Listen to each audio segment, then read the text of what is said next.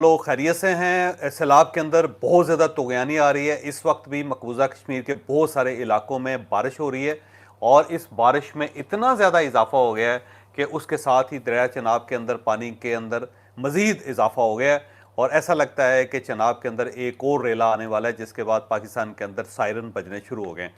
और इसके साथ साथ रावी का जो पानी है उसने लाहौर के दाएं बाएं बहुत तबाही फैला दी है और कुछ ऐसे इलाके हैं जहां से अब आबादियों को बाहर निकाला जा रहा है।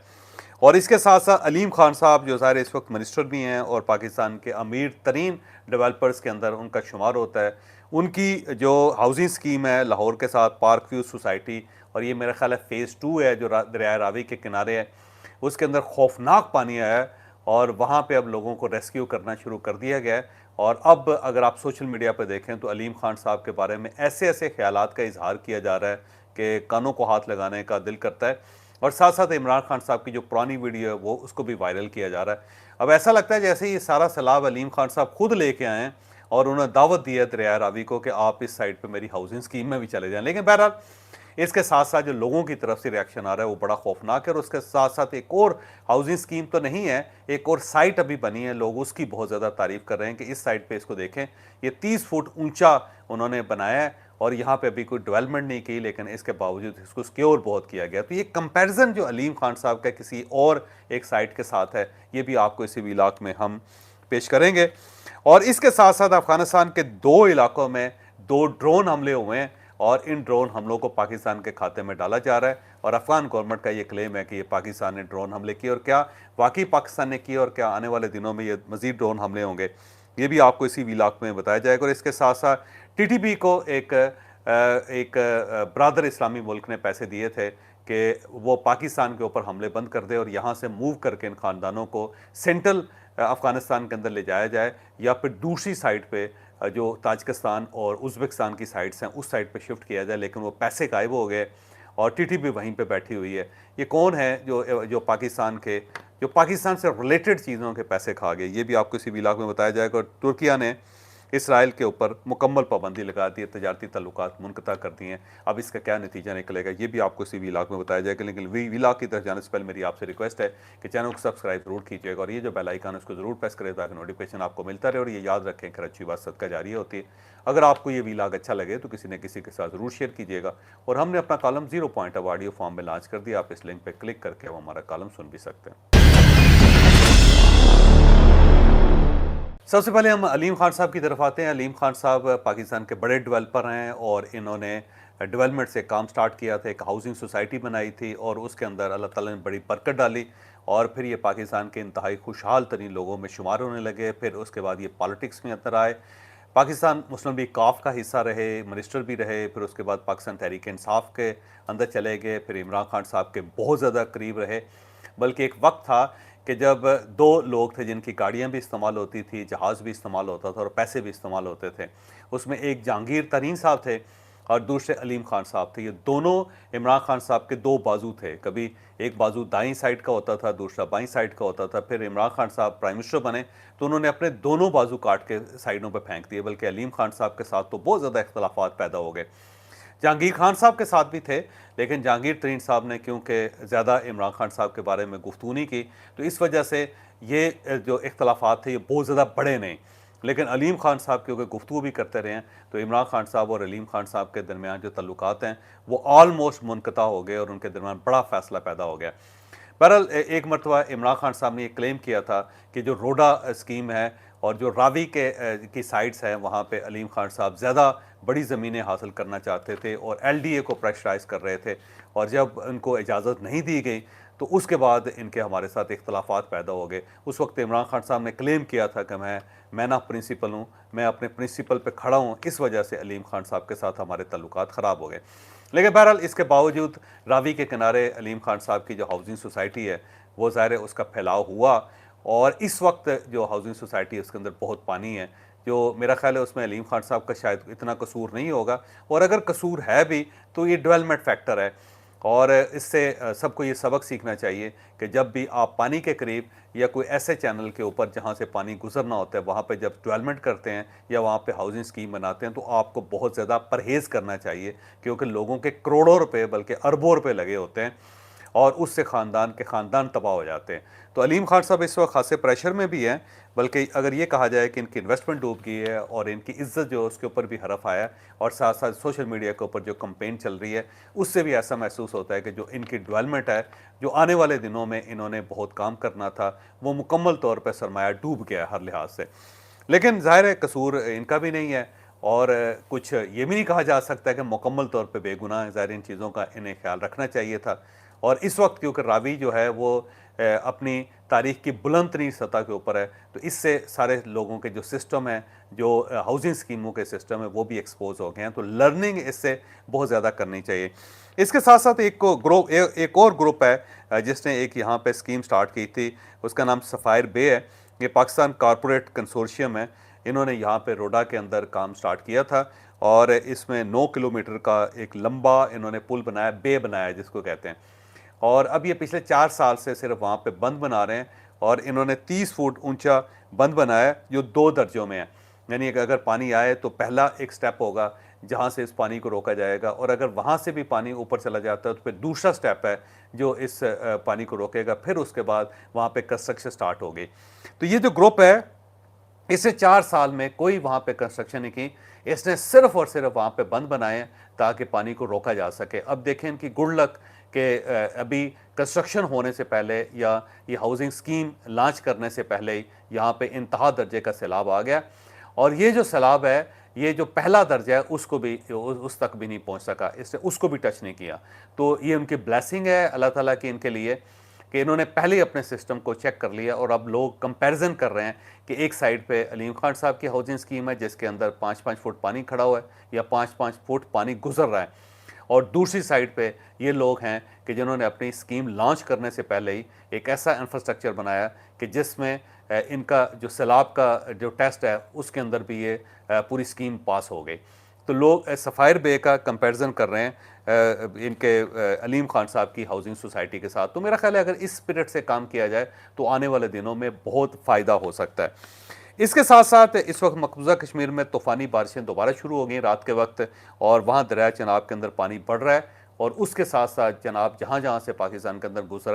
गुजर रहा है वहाँ से भी पानी का लेवल ऊपर बढ़ रहा है, जिससे ज़ाहिर है बहुत ज़्यादा ख़तरात बढ़ गए। इस वक्त मैं लाहौर के अंदर हूँ, तो यहाँ पे बाबू साबर के अंदर पानी दाखिल होने की इतला मिल रही है, और यहाँ पे ऑलमोस्ट अलर्ट जारी कर दिया गया है। यहाँ पे पुलिस भी है, 1112 भी है, और इसके साथ साथ फौजी दस्ते भी यहाँ पे पहुँच गए हैं। आबादी को वहाँ से निकालने की कोशिश की जा रही है, लेकिन बहुत सारे लाहौरी जो हैं वहाँ पे मुआयना करने के लिए पहुँच गए हैं कि कितना पानी आया है, और उनको रोकना इस वक्त बड़ा मुश्किल है, जो ज़ाहिर है एक अजीब सी सूरत हाल हो गई है। इसके साथ साथ रावी के अंदर जो है वो बिफर गया है। देहात लाहौर के दाएं बाएं जो हैं उनको खाली करवा लिया गया है, और उसमें बहुत ज़्यादा इस वक्त एक्टिविटी चल रही है। साथ साथ अगर पंजाब के दूसरे शहरों को देखें तो हाफजाबाद के अंदर बहुत ज़्यादा तूफ़ान आया, सैलाब आया, कसूर के अंदर सैलाब आया, नारोवाल के अंदर आया, हाफसा कमालिया के अंदर आया, मंडी बहाउद्दीन के अंदर आया, भावल नगर में है, सियालकोट है, सरगोदा है, बिहाड़ी है, पाकपतन है। ये इलाके बुरी तरह मुतासर हुए हैं, और इनके देहात से लोगों का इनखला किया जा रहा है। इसके साथ साथ पंजाब के अंदर इस वक्त 28 अमवात हो चुकी हैं इस सैलाब की वजह से, और उसके अंदर सिर्फ सियालकोट के अंदर 16 लोग हलाक हुए हैं, और ये सब सैलाब की वजह से हुआ है। कुछ दीवारें गिरने से, मकान गिरने से उसके नीचे आके दुनिया से रुखसत हो गए हैं, और कुछ डूब के हलाक हो गए हैं। इसके साथ साथ एक चनाब और झंग और चन्योट को बचाने के लिए एक बंद है जिसको रवाज ब्रिज कहते हैं। इसके अंदर शगाफ डाल के इस पानी को डाइवर्ट किया गया, क्योंकि अगर ये डाइवर्जन ना होती तो उसके साथ ही चनाब, जंग और चन्योट के डूबने का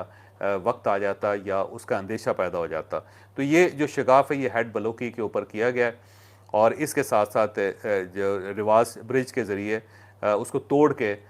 तूफ़ान को और सैलाब को डाइवर्ट किया गया, पानी को डाइवर्ट किया गया। फैसलाबाद के अंदर इस वक्त अलर्ट जारी है, और लोगों को कहा गया कि आप अपनी हिफाजत खुद करें, और निचली जो मंजिलें हैं वहाँ पे रहने की या वहाँ पे रिहाइश रहने के बजाय आप दूसरी मंजिल पे चले जाएं, या जो टॉप फ्लोर है उसके ऊपर रहें, क्योंकि किसी वक्त भी फैसलाबाद के अंदर पानी दाखिल हो सकता है। इसके साथ साथ कसूर को बचाने के लिए रहीम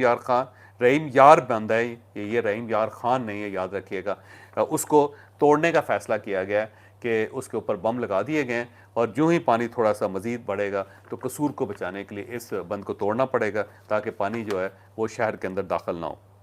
इसके साथ साथ ननकाना साहब, शेखुपुरा और टोबा टेक सिंह जो है, उसकी जो दरियाई बेल्ट है, वहाँ से लोगों को रेस्क्यू किया जा रहा है, वहाँ से लोगों को निकाला जा रहा है, क्योंकि वहाँ पे पानी की रफ्तार और पानी की जो मिकदार है उसके अंदर इजाफा हो रहा है। रावी के बारे में कहते हैं कि अपनी तारीख के बुलंद तरीन सतह तक पहुँचा है। इस वक्त रावी के अंदर जो सैलाब है 2,20,000 क्यूसेक है और बड़ी तेज़ी से पानी गुजर रहा है। और कहा यह जा रहा है कि अगर ये पानी बढ़ा तो उसके साथ साथ जितने हेड वर्क्स हैं उनके तबाह होने का अंदेशा बढ़ता जाएगा। तो ये सारी खबरें थी सैलाब की। तो अभी आज रात क्योंकि सैलाब का बहुत ज़्यादा ख़तरा है और कल का दिन जो है ना उस वक्त भी बहुत ज़्यादा ख़तरात हैं, क्योंकि अगर बारिशें तेज़ हो गई तो बहुत नुकसान पहुंच सकता है। तो मेरी आपसे दरख्वास्त है कि अल्लाह ताला से करम मांगे, क्योंकि अल्लाह ताला का रहम होगा, करम होगा तो फिर ही बचत हो सकेगी, वरना ये जो रेले हैं वो बढ़ते चले जा रहे हैं और उसके साथ साथ पंजाब के अंदर जो सूरत हाल है वो ख़तरनाक होती चली जा रही है। बल्कि बहुत सारे ऐसे लोग जिन्होंने माजी के सैलाब देखे हुए हैं या ऐसे अजाब या तूफ़ान देखे हुए हैं, वो ये कह रहे हैं कि हमने इतना पानी कभी देखा नहीं जो पंजाब को इस वक्त हिट कर रहा है। इसके साथ साथ दूसरी खबरों की तरफ आते हैं। फ़ौजी रेस्क्यू जो है, फ़ौजी टीमें जो हैं उसकी 6 टीमें इस वक्त रेस्क्यू कर रही हैं और ज़्यादातर सतलज, रावी और हेड सलमानकी के और अटारी के जो लोग इलाके हैं वहाँ पे इस वक्त काम किया जा रहा है। 18,000 देहात पुलिस ने और फ़ौज पाकिस्तान ने मिल के खाली करवाए हैं और वहाँ से लोगों को एक महफूज मकामात पे पहुँचाया जा रहा है। अब देखते हैं कि कल की क्या सूरत हाल होती है। अब इसके साथ साथ 2 और ख़बरें हैं जो ज़ाहिर है इस वक्त डिस्कस होनी चाहिए। एक तो तुर्किया ने इसराइल के ऊपर पाबंदी लगा दी और उनके साथ तमाम तजारती ताल्लुकात मुनक़ता कर लिए हैं और ये पहला इस्लामी मुल्क है जिसने ये कदम उठाया और ये कदम उठाया गज़ा की जो सूरत हाल है, ताज़ा जो ख़राब सूरत हाल है उसके लिए। और तुर्किया के जो वज़ीर ख़ारजा हैं उन्होंने पार्लियामेंट में ख़िताब करते हुए कहा कि बंदरगाहें हमने इसराइल के जहाज़ों के लिए बंद कर दी हैं और इसके साथ साथ जो हमारे फ़िज़ाई रास्ते हैं वो भी इसराइली तैयारों के लिए बंद कर दिए गए। अब कोई त्यारा तुर्किया के ऊपर से गुजर के किसी दूसरे मुल्क में नहीं जा सकता और जो बंदरगाहें हैं वहाँ से कोई बहरी जहाज़ जो जिसका ताल्लुक इसराइल के साथ है वो यहाँ से क्रॉस नहीं कर सकता और इससे इसराइल को बहुत नुकसान होगा, क्योंकि इसराइल की जो प्रोडक्ट हैं वो ज़ाहिर है ब्लैक सी को क्रॉस करके बॉस्फोरस को क्रॉस करके ब्लैक सी की तरफ जाती हैं। तो अगर ये रास्ता बंद हो गया तो इसराइल को बहुत नुकसान होगा, तजारती लिहाज से बहुत नुकसान होगा। तो टर्की जो है ये पहला इस्लामी मुल्क है जिसने इसराइल के ऊपर इतनी ज़्यादा पाबंदी लगाई और अगर ये पाबंदी को सस्टेन कर गया तो उसके बाद फिर तमाम इस्लामी मुल्क जो है इस रास्ते पर चलेंगे, जिससे इसराइल के जो अज़ाइम है उनके रास्ते में रुकावटें खड़ी की जा सकेंगी। तो ये बड़ी अच्छी बात है, बहुत अच्छी शुरुआत है। अब देखते हैं कि इसराइल इसके ऊपर क्या रिएक्शन ज़ाहिर करता है और जो वेस्टर्न वर्ल्ड है क्या इसराइल के साथ खड़ी होती है या फिर वो मज़लूम गज़ा के मुसलमानों के साथ खड़ी होती है। तो आने वाले दिनों में इसको देखेंगे। इसके साथ साथ एक खबर कल से चल रही थी और थोड़ी सी मैंने जब उसके ऊपर तहकीक की तो बड़ी दिलचस्प किस्म की सूरत हाल हुई। आपको याद होगा कि 2022 में पाकिस्तान ने अफ़गानिस्तान को राज़ी करने की कोशिश की थी कि आप टीटीपी को कंट्रोल करें क्योंकि ये पाकिस्तान के ऊपर अटैक कर रहा है। तो उस वक्त अफ़गान गवर्नमेंट ने एक ऑप्शन दिया था पाकिस्तान को कि अगर आप हमें कुछ सरमाया फराहम कर दें तो हम इन सब लोगों को उठा के पाकिस्तान के बॉर्डर्स के से उठा के इनको या सेंटर में ले जाते हैं अफ़गानिस्तान के, या फिर जो एक्सट्रीम बॉर्डर्स हैं जो पाकिस्तान से बहुत दूर हैं, 400, 500, 600 किलोमीटर दूर हैं, वहाँ पे इनको आबाद कर देते हैं। उस वक्त एम्बेसडर मोहम्मद सादिक साहब ज़ाहिर स्पेशल एनवाय थे और वो ये डायलॉग भी कर रहे थे और डील करने की कोशिश भी कर रहे थे। उस वक्त गवर्नमेंट के कुछ लोगों ने कहा था कि अगर इनको 10-15 अरब रुपए दे के अगर ये मामला सेटल किया जा सकता है तो उसमें कोई हर्ज नहीं है। लेकिन जहाँ तक मुझे याद पड़ता है उस वक्त सफ़ीर मोहम्मद सादिक साहब नहीं माने थे। उन्होंने कहा जी अगर आपने ये पैसे दे दिए तो उसका फ़ायदा कोई नहीं होगा, क्योंकि ये पैसे खा जाएंगे और कुछ अरसे के लिए कहीं चले जाएंगे और उसके बाद दोबारा पाकिस्तान के बॉर्डर पर बैठ जाएंगे, तो फिर हमें हर मरतबा इनको तावान देना पड़ेगा, हर वक्त हर मरतबा हमें इनको टैक्स अदा करना पड़ेगा। तो इस तरफ नहीं जाते। तो फिर उसके बाद मोहम्मद सादिक साहब की ये बात तस्लीम कर ली गई थी और पाकिस्तान ने अमदाद नहीं दी।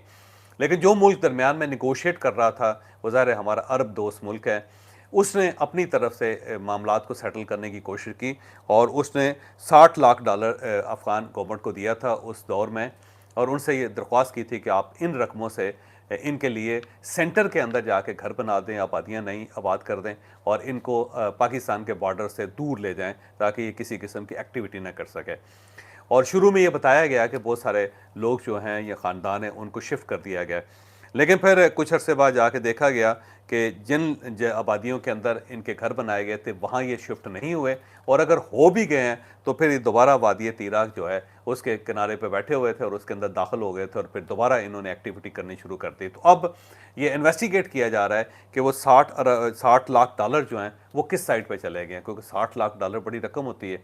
और वो सारी की सारी 6 मिलियन डॉलर जो है वो अफ़गान गवर्नमेंट खा गई या फिर अफ़गान गवर्नमेंट के जो साथी थे वो खा गए। तो अब इसके ऊपर तहकीकात हो रही हैं, और मेरा ख्याल है जो एम्बेसडर मोहम्मद सादिक ने जो उस वक्त तजवीज़ दी थी वो 100% दुरुस्त साबित हुई कि अगर हम इनको पैसा देंगे तो हमें फिर मसलसल पैसे इनको देने पड़ेंगे।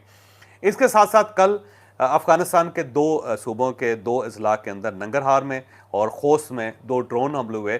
जिसमें 2 वाक़यात के अंदर एक वाक़े के अंदर 3 अफराद जहाँ बहक हो गए और 6 ज़ख्मी हुए, जबकि जो दूसरा वाक़या था नंगरहार का उसके अंदर शाह सवार एक